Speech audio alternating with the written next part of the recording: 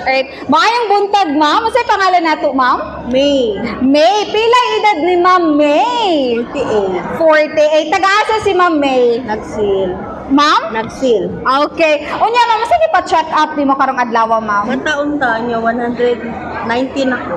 Ah, 100 190. lang mo daw i-cater. Ma'am? 100 lang mo daw i-cater. Ah, okay na ma'am, napa may sunod, no? So, kumusta man imong experience karon, ma'am? First time, okay. Ah, Okay lang. okay. Unsay masturya nimo sa kuan, ma'am, sa operation tulong nga nahitabo dinhi sa inyong barangay karon?